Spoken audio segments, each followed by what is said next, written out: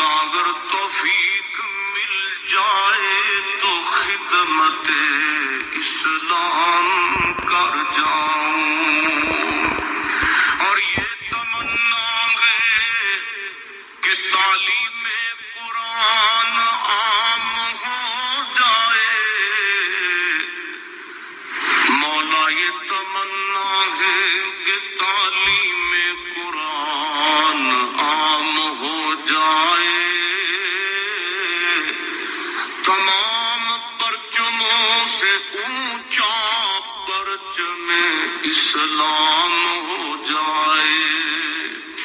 تو رحیم ہے تو کریم ہے، مولا تیری ذات سب سے عظیم ہے، تو کرم اپنا عطا ہمیں، تیرے کرم پہ مولا یقین ہے۔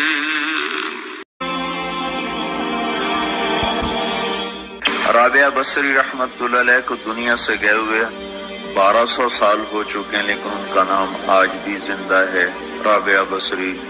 گلگت کی عورتوں کو بھی پتہ ہے رابعہ بصری کوئی بڑی اعلیٰ درجے کی خاتون تھی، پنجاب کی عورت کو بھی پتہ ہے، عرب کی عجم کی عورتوں کو پتہ ہے رابعہ بصری نہ کوئی شہزادی تھی، نہ کوئی ملکہ تھی، نہ کوئی وہ خوبصورت تھی، نہ کوئی خاندانی تھی، بلکہ عورت ہونے کے لحاظ سے ہر عیب اس میں تھا۔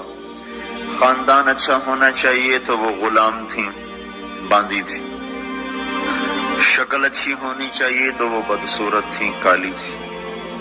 پہ چلو شکل پہ کیسی ہو، خاندان کیسا، اولاد کے قابل تو ہو، رابعہ بصری اولاد کے قابل بھی نہیں تھی، بانج اس کو کہتے ہیں، جو عورت اولاد کے قابل نہ ہو اس کو اردو میں بانج کہتے ہیں، عربی میں عقیم کہتے ہیں، آپ کی زبان میں بھی کچھ کہتے ہوں گے،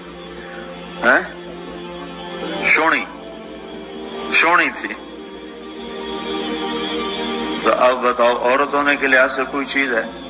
شکل، پہلا تاثر شکل کالی، دوسرا تاثر خاندان غلام، تیسرا تاثر اولاد کے قابل نہیں، بانج ہے، شونی ہے۔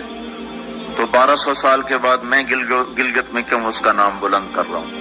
میں نے کسی بادشاہ کی بیوی کا نام تو نہیں لیا، سکندر کی بیوی اور بنو امیہ اور بنو عباس کی ملکہ اور بیگمات ان کے نام تو نہیں لیے، میں کہہ رہا ہوں رابعہ بصری۔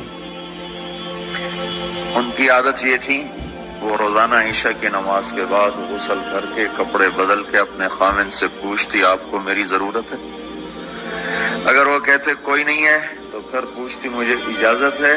کہتے اجازت ہے تو پھر مصلے پہ کھڑی ہو جاتی اور فجر کی نماز تک مصلے پر کھڑی رہتی تھی۔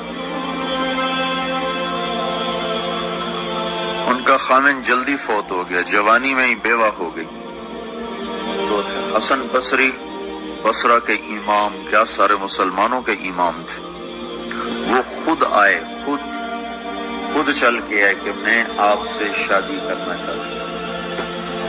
وہ کوئی شادی کا شوق نہیں تھا ان کو، وہ تو اولاد کے قابل نہیں، شکل صرف ان کی نیکی اور ان کا جو اللہ سے تعلق تھا، ان کو یہ لالچ ہوا کہ یہ میری بیوی ہو جائے تو اس کی تو فعل شاید میری بخشش ہو جائے۔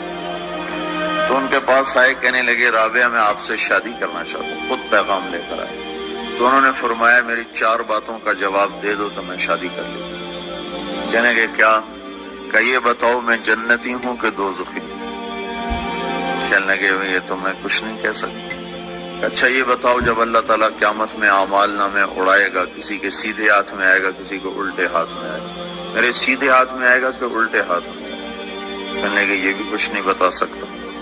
کہنے لگے اچھا یہ بتاؤ جب اللہ نیکیوں کو تولے گا، کسی کی نیکیاں بڑھ جائیں گی، کسی کے گناہ بڑھ جائیں گے، میرے گناہ زیادہ ہوں گے نیکیاں زیادہ ہوں گی؟ کہ یہ بھی نہیں بتا سکتا۔ کہ اچھا یہ بتاؤ جب لوگ پل صراط سے گزریں گے، کوئی پار نکل جائیں گے، کوئی نیچے گر جائیں گے، تو میں پار نکلوں گی کہ دوزخ میں گروں گی؟ کہنے لگے یہ بھی میں نہیں بتا سکتا۔ تو پھر فرمایا اچھا جاؤ مجھے تیاری کرنے دو، مجھے ان 4 باتوں کی تیاری کرنی ہے، میرے پاس شادی کے لیے وقت کوئی نہیں ہے۔